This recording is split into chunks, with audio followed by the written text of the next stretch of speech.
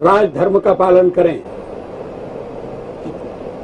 राजधर्म। Rashid Shahab TV के हालात हाज़रा के प्रोग्राम आज की बातें में आपके सामने हाजिर है।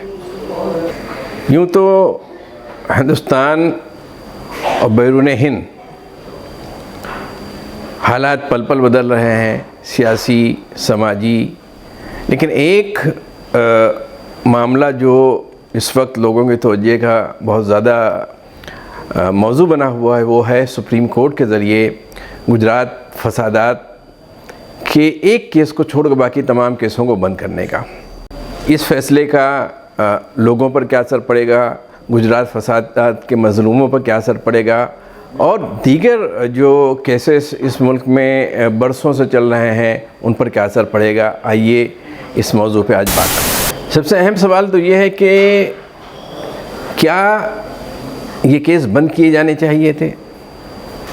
मैं आपको बता दूं कि 2002 फरवरी में जब गुजरात के फसादात हुए थे, तब फसादात के बाद पुलिस ने और तहकीकाती टीम ने जिन मामलात की शुरुआत की थी, तफ्तीश की शुरुआत की थी, उनमें उसका रवैया, मैं गुजरात की पुलिस की बात करता हूँ, गुजरात की तफ्तीशी एजेंसियों की बात करता हूँ, रवैया उनका जानिबदाराना था, मुतासिबाना था। वो वन साइडेड होकर अपनी तफ्तीश कर रहे थे और सारा इल्ज़ाम, सारा कसूर उन मुसलमानों पर डाल रहे थे जो मज़लूम थे, जो सताए गए थे, जिनके अइज़ा व अक़ारिब फसादात के दौरान मारे गए थे। इसीलिए ये आवाज़ उठी, सुप्रीम कोर्ट में इस ताल्लुक़ से पटिशन भी दायर की गई कि फसादात की सुनवाई और फसादात की तफ्तीश जो है वो जानिबदार होकर की जाए और सुनवाई जो है अदालत में, गुजरात की अदालत में ना करके कहीं किसी दूसरी रियासत की अदालत में की जाए। उस वक्त सुप्रीम कोर्ट ने एक SIT का क़याम किया था तहकीकात के लिए और कुछ मामले फसादात के महाराष्ट्र, बम्बई की अदालत में, महाराष्ट्र की अदालत में भेज दिए गए थे। इससे ये बहुत वाज़ह हो जाता है कि उस वक्त सुप्रीम कोर्ट को भी ये लग रहा था कि मामला तफ्तीश भी एक तरफ़ा हो रही है, सुनवाई भी एक तरफ़ा हो रही है। और अब तकरीबन ये फसादात जो हैं 2002 में हुए थे और ये 2022 चल रहा है, यानी तकरीबन 20 साल के अरसे के बाद इस मुल्क के नए चीफ़ जस्टिस UU ललित ने हल्फ लेने के चंद दिन के बाद ही फसादात के उन मामलों को बंद कर दिया है। सिर्फ एक मामला जो है वो जारी रहने दिया है। वो इसलिए जारी रहने दिया है कि उसकी तफ्तीश अभी चल रही है, उसका मामला अभी मुकम्मल नहीं हुआ है। चीफ़ जस्टिस ने और उस बेंच के दूसरे जज साहबान ने, जिनमें रविंदर भट्ट और पार्टीवाला साहब हैं, उन्होंने ये कहा कि अब ये मामले, इन मामलात की सुनवाई या इन मामलात के समाअत जो है या इन मामलात पर गौर जो है वो गैर ज़रूरी हो गया है, चूँकि एक काफ़ी लंबा, एक काफ़ी तवील अरसा गुज़र गया है और बहुत से मामलात की सुनवाई जो है वो दीगर निचली अदालतों में हो चुकी है। अच्छा, मुतालबात क्या थे? मुतालबात ये थे कि जिन मामलात में फ़ैसला हुआ है, जिन मामलात में कुछ लोगों को सज़ाएँ सुनाई गई हैं, उन मामलात की दोबारा से सुनवाई की जाए, उनकी दोबारा से तफ्तीश की जाए। ये अपील थी या ये दरख्वास्त थी कि CBI इन मामलात की इंक्वायरी करे, क्योंकि मज़लूमीन को ये लग रहा था, मज़लूमीन के साथ जो NGOs थीं और जो समाजी कारकुनान उनके साथ काम कर रहे थे, उन्हें ये लग रहा था कि मज़लूमीन से इंसाफ नहीं किया गया है, फ़ैसला मुनासिब नहीं है। इसलिए वो चाहते थे कि इन मामलात की सुनवाई फिर से हो, तफ्तीश फिर से हो और अदालत में जब ये मामले जाएं तो एक ऐसा फ़ैसला आए या ऐसे फ़ैसले आएँ जिनसे मज़लूमीन को भी ये एहसास हो सके कि उन्हें इंसाफ फराहम किया गया, उनके साथ इंसाफ किया गया है। लेकिन नए चीफ़ जस्टिस UU ललित की बेंच ने आते ही इन मामलात को बंद कर दिया। सवाल ये कि क्या इस तरह से या ये कहकर कि चूँकि मामले बहुत पुराने हो गए हैं, अब ये गैर ज़रूरी हो गए हैं, इन पर समाअत करना, किसी मामले को बंद किया जा सकता है। और एक सवाल ये पैदा होता है कि इन मामलात की सुनवाई में ताख़ीर क्यों हुई। मैं इन दोनों पे आऊँगा, लेकिन पहले ये मैं बताता चलूँ कि जो मामलात बंद हुए हैं उनमें से एक मामला जिसको नरोडा गाम का मामला कहा जाता है वो अभी बाकी है, उस पर सुनवाई चलना है। 28 फरवरी 2002 को गोधरा में साबरमती एक्सप्रेस के डब्बों के जलने के बाद जो फसादात शुरू हुए थे, उनमें जिन इलाकों में फसादात हुए थे, जो इलाके फसादियों की जद में आए थे, उनमें एक नरोडा गांव भी था। नरोडा गांव में 11 लोग मारे गए थे। ये मामला अभी बाकी है, लेकिन जो मामलात बंद किए गए उनमें एक मामला नरोडा पाटिया का भी है।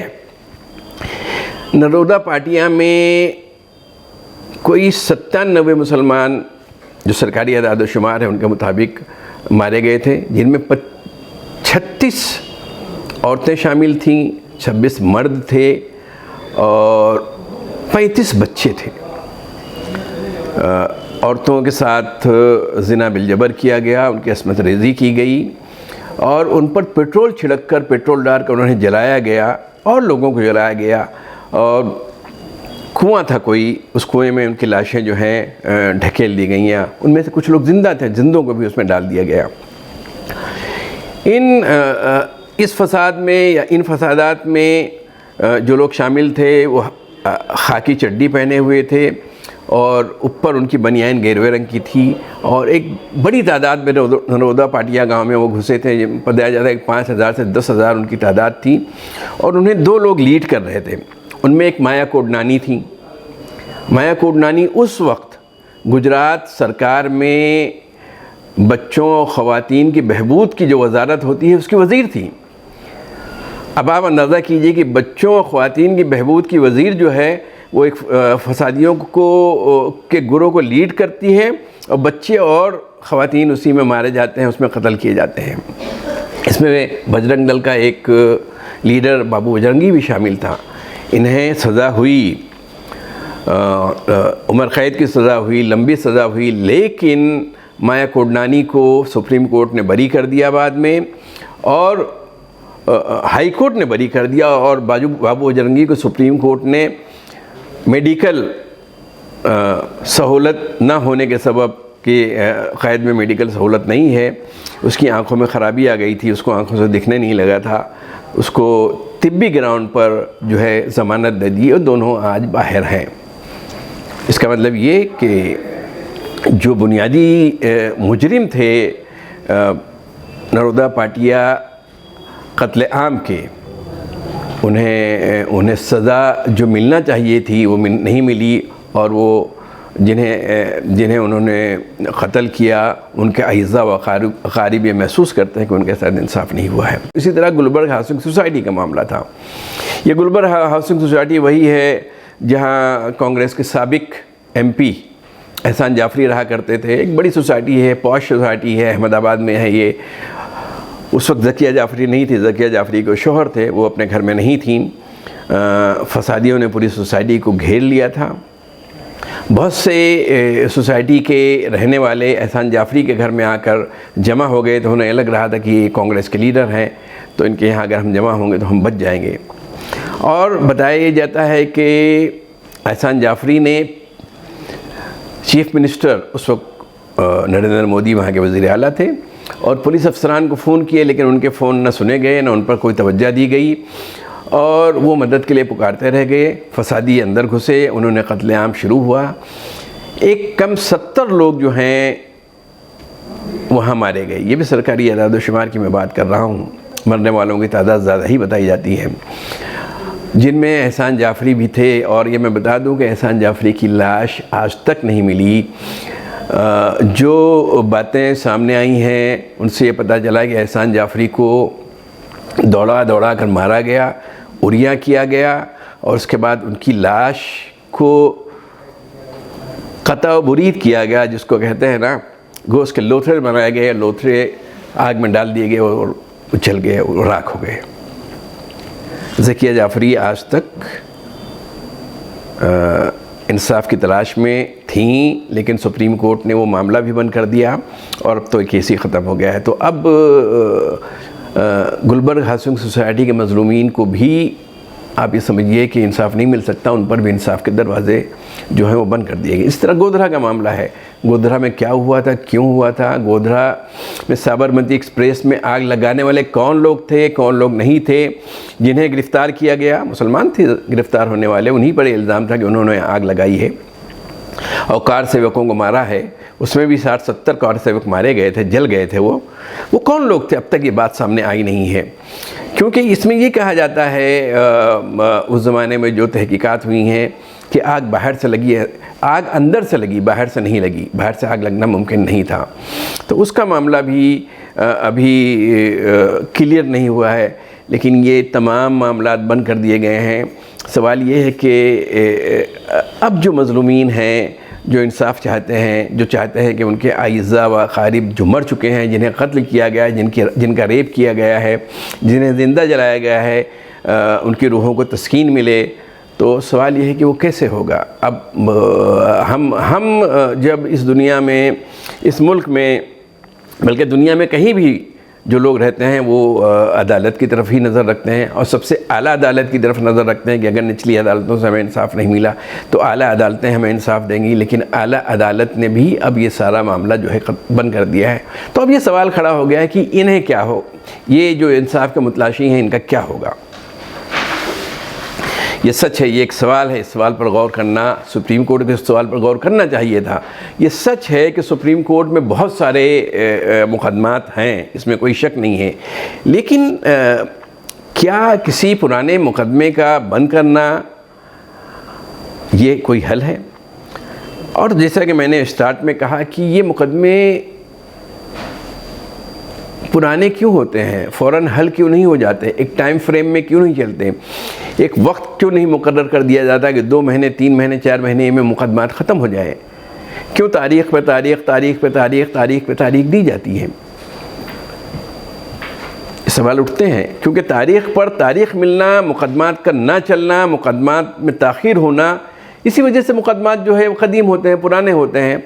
तो ये तो जो मुतासिर होते हैं, जो मुतासरीन हैं, जो मज़लूमीन हैं, उनका कसूर नहीं है। ये कसूर तो इस निज़ाम का है, अदालती निज़ाम का भी कसूर है और सियासी निज़ाम का भी कसूर है।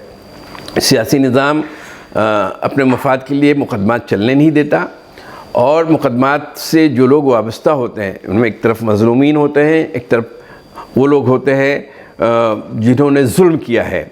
वो ज़ालिमों के पीछे खड़ा होता है, सरकारी निज़ाम जो है ज़ालिमों के पीछे खड़ा होता है और मज़लूमों के पीछे सिर्फ चंद लोग खड़े होते हैं। इसीलिए ये मुकदमे जो हैं तूल पकड़ते हैं और नहीं होते, और अब ये हो गया है कि ये मुकदमात ख़त्म कर दिए गए हैं।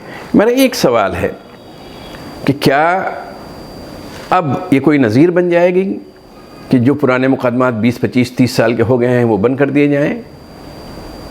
तो क्या अब बहुत सारे मुकदमात चल रहे हैं 25 साल से, 30 साल से, तो क्या वो सब मुकदमात बंद कर दिए जाएंगे?